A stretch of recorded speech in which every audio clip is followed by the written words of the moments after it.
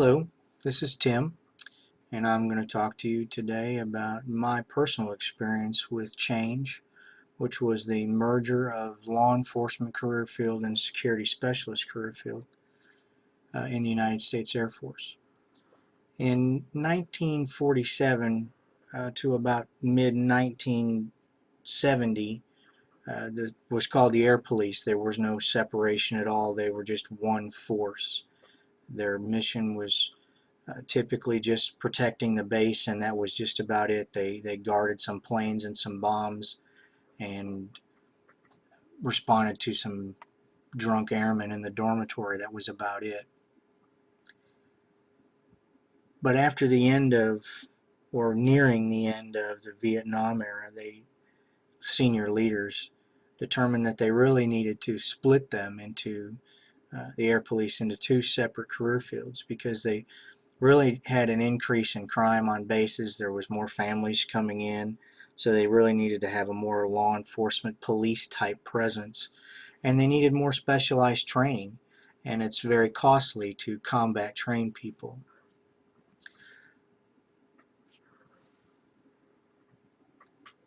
When I came in 1987, I was a security specialist, and my mission was to protect, safeguard resources, everything from low-level explosives all the way up to multi-million-dollar aircraft. And that's the way it was until 1997, when I had a break in service, which had nothing to do with this change, by the way. It was all about location. I didn't want to stay in North Dakota. That was what it was all about. But the Gulf War, Operation Desert Shield and Desert Storm, we learned a lot, or military leaders learned a lot about the deployments for security specialists. We were deploying for 90 to 180 days at a time, at least twice a year, and it created a lot of strain not only on the members themselves, but on their families. And retention was really a problem. People were getting out of the military just because they didn't want to deal with having to deploy down to the desert again. So the need for this change was basically that. Now, like I said, I got out in 1997. I had a 19-month break, came back in 1999, and the career field that the change had already happened. I was a security specialist going into a typically law enforcement base in Dover, Delaware. The change was tough. The crossover to being security forces as one unit, due to the rivalry. I mean, security and law enforcement were rivals in just about everything we did, from shooting competitions to softball games. We were just rivals. That's the way it was.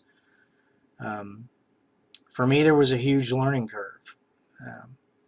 With security specialists, everything's black and white. If you cross this line, you will be detained. If you do not adhere to the commands while being detained, you can be shot.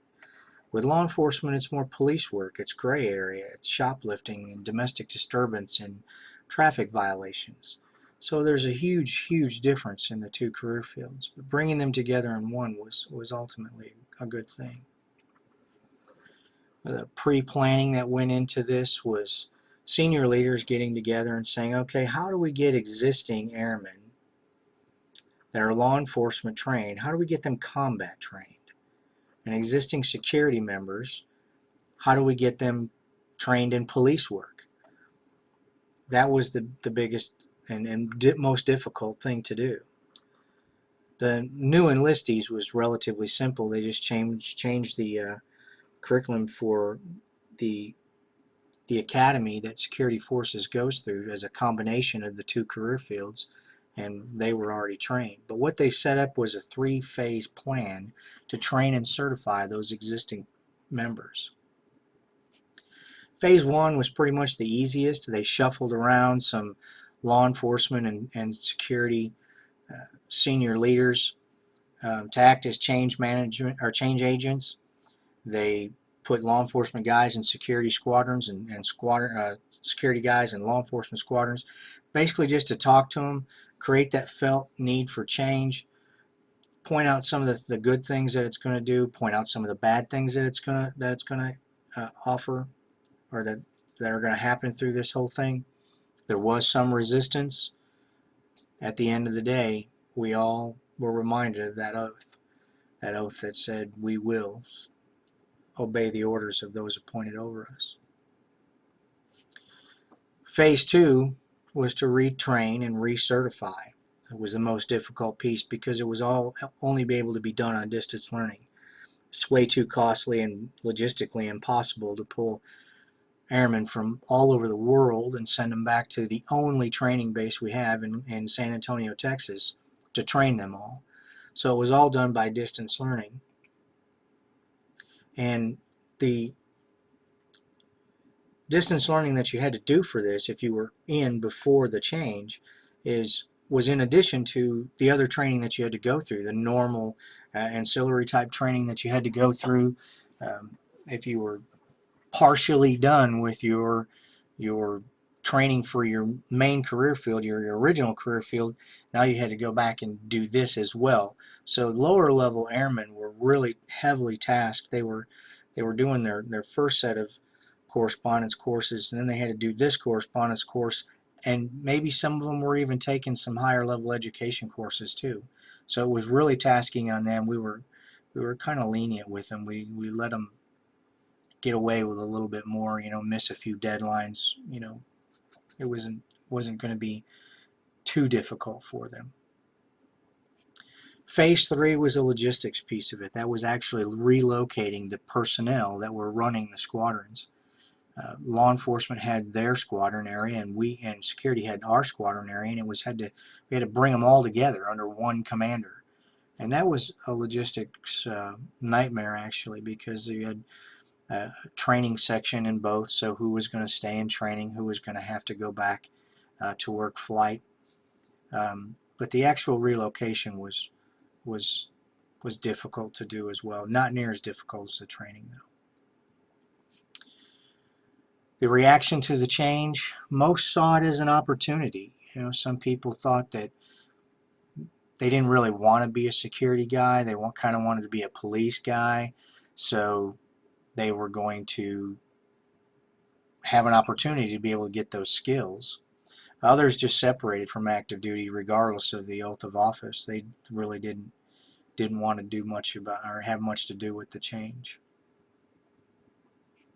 My personal experience was a little difficult. I had less time to learn because everyone else had already done it. Most of my young airmen already knew what I didn't, and I had to lean on them heavily. I made a lot of mistakes. I remember responding to a shoplifting with what they call Code 3. I was 90 miles an hour and lights and sirens blaring, and that's just not what you do. So I had a huge learning curve. Was the change ultimately successful? Absolutely it was. Senior leaders used the SWOT analysis, which is what they use for most change management. The strengths that they had was the military oath. You swore and signed on the bottom line that said that you would support and defend regardless. So that was the strength. The weakness was the ingrained rivalry. That was huge. Opportunities, most people saw it as a way to get out of the deploying so much and maybe learn a new skill set. And the threat was the people would leave the service. But ultimately, it was absolutely a successful thing and a lot better for the airmen that are involved.